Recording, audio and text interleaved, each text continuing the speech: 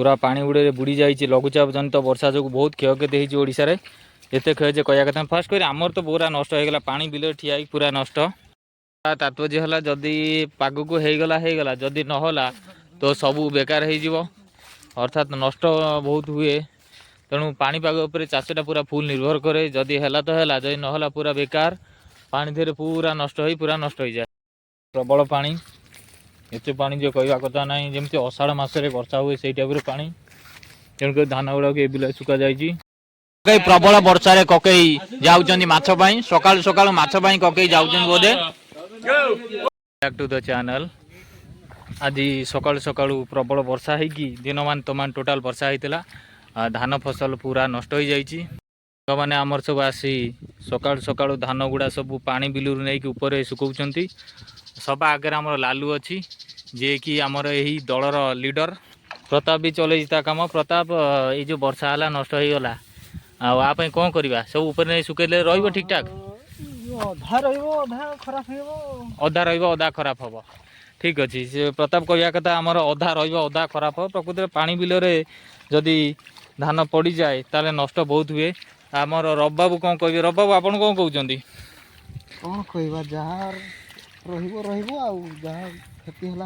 जहाँ रहा क्षति हम हम प्रकृति में रब भी कहले जहाँ रहा क्षति हम हम से आमर लालू तार धान गुड़ा नहीं सब सुखौची आउ भल कथा है लालूटा पूरा पलि जाता बहुत दूर को सी जहाँ योगदान कला आम सहित अच्छा लालू लालू जो उदा होगला कौन हम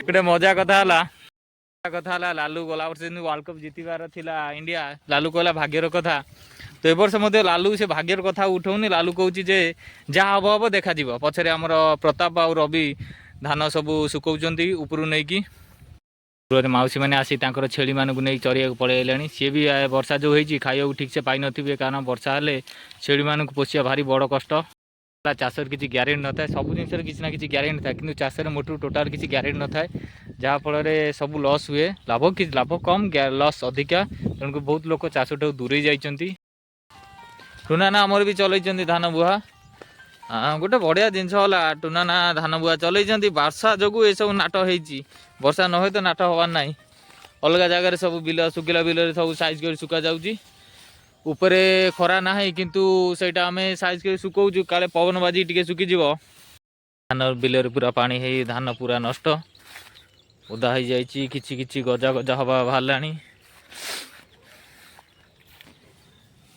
धान गुड़ा बंधा जाइए धान को ताको आम साइज करचु साइज करने की एठी टुनाना सब साइज कर ऊपर रखुचंती हाँ रवि आमर साइज करने ऊपर रखुची रवि एटा भल हलानी वर्षा जो है बहुत आमर लॉस हो गला नष्ट हो गला तापरे गजा फजा हबार चांस टी अधिका तेणु चाष कले यही टेंशन गोटे टी नष्ट हम गजा हम आम टे हैरान हवा ये सब कथा ना कौन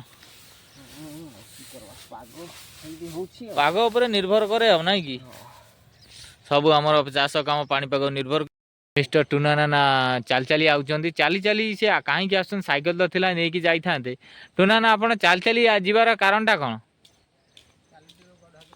गोड़ हाथ फ्री हम सब फ्री फा हम से टुनाना आमर चलिकी आसिले पान नहीं कि आइले जहाँ समस्त गोटे गोटे दियो ना असुविधा अच्छी भल कथा है प्रताप आमर डबल वर्कर माने धान कटा शिखी प्लस ता सहित आमर जो सेलून मान को जाती हेयर कटर हेयर कटिंग जाती तो से कटा भी शिखी आम प्रताप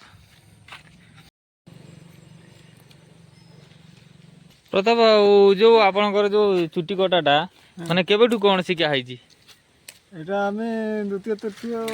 तृतीय क्लास चुटी कटा जहाँ प्रताप आम तृतीय क्लास चुटी कटा शिखी जहाँफल आमर रभाईकर चुटी कटाटा हूँ आ रभाई आमर पूरा मास्टर लोक सी केवल गोटे जिनस जानते धान कटा किंतु आमर प्रताप जी चुटी कटा धान कटा दीटा अंक तापर आसीगले आमर ओं टुना नाना आपड़ गोटे कटा जानते धान कटा चुटी कटा जानी चुटी कटा जाना केवल जड़िए ही प्रताप ही चुटी कटा जानी जुगे डबल वर्कर डबल जिन सब डबल इंजिन सरकार सब डबल जेहेतु टाइप आमर प्रताप करुना सब double double same double double करवा कथा तेणुक मैक्सीम किसी सिंगल किसी डबल काम चलती।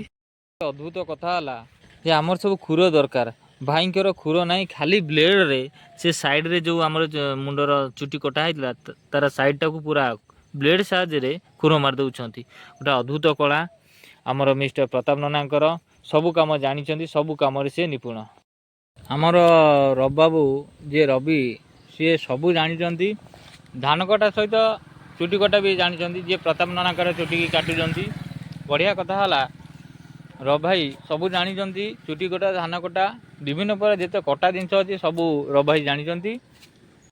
ହେଉଛି ସଂକ୍ରାନ୍ତିରେ ପଦୁଭାଇଙ୍କ ପାଳି। ପଦୁଭାଇଙ୍କ ପାଳିରେ ଭଲ ସିଷ୍ଟମଟା ପଦୁଭାଇ କରିଛନ୍ତି। ମନ୍ଦିରରେ କରିବା କଥା, ଘରେ କରିଦେଇଛନ୍ତି ଭୋଜନଟା। ପତ୍ର ନିଅ। ଯାହା ହଉ ପଦୁଭାଇଙ୍କର ଗୋଟେ ବଢ଼ିଆ ଜିନିଷ, ପତ୍ରରେ ପୁରୁଣା ପ୍ରଥାକୁ ଭୁଲି ନାହାନ୍ତି। ପତ୍ରରେ ଲୋକମାନେ ସବୁ ଖାଇବାକୁ ଦିଆଯାଉଛି। ପଦୁଭାଇ ନିଜେ ପତ୍ରରେ ଖାଆନ୍ତି। ଋଣ ଦିଆଗଲା, ଖାଲି ଲଙ୍କା ବାକି ରହିଯାଇଛି। ଲଙ୍କା ଖାଲି ବାକି ରହିଯାଇଛି। ପଦୁଭାଇ ଲଙ୍କା ଆଣିଛ ନା ନାଇଁ? ହଁ ଲଙ୍କା ଆଣିଛନ୍ତି ପଦୁଭାଇ। ଆଉ ସବୁ ରେଟ୍, ଲୁଣ, ଲଙ୍କା, କାଗଜ ଲେମ୍ବୁ ଆଇଛି ତ। ଭାତ ବଢ଼ା ହେଲା, ଭାଉଜ ଆମର ଭାତ ଦଉଛନ୍ତି।